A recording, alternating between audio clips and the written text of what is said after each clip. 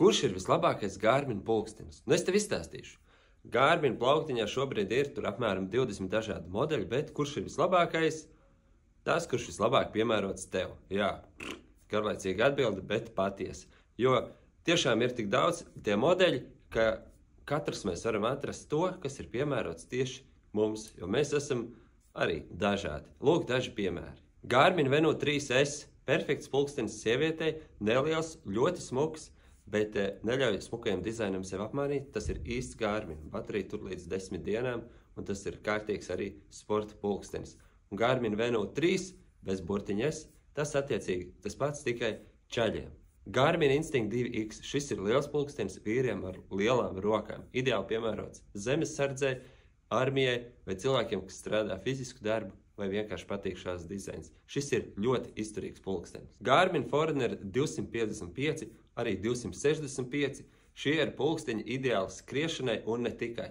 Forerunner sērija, tā ir tā sērija, kur cilvēki pērk tiešām sportam, kuri ir viegli, funkcionāli un ļoti labi tādi piemērot tiešām arī skrējējiem, velobraucējiem un dažādu sporta veidu veicējiem. Ja gribas budžetīgāk, ir Garmin Forerunner 165, ja gribas no augstākā plauktiņa, tad ir Garmin Forerunner 965. Un tad, protams, ir Fēniks modeļi. Ja vienkārši gribās visu labāko, tad Garmin Fēniks. Tagad jaunākie Garmin Fēniks 8 ir gan ar Solar ekrānu, gan ar AMOLED ekrānu, dažādām gaumēm, 3 izmēros.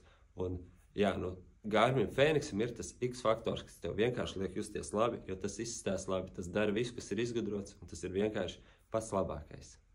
Klau, vislabāk atnāc ciemos Pulsmetrs LV, CSO 31, mēs tev uz vietas paskatīsimies, kas ir piemērots tev, izrunāsim, paskatīsimies, kas tev piestāv, kas tev patīk, un izdomāsim, kurš ir vislabākais Garmins tieši priekš tevis. Ieskaties arī blogā, kaut kur zemāk ir links uz bloga rakstu Garmin Top 5, mūsu top ieteikumi, tur arī vairāk par to, kā atšķiras dažādi modeļi, dažādas sērijas. Un galu galā ierakstu komentārā, ko tu domā, kurš ir vislabākais Garmin?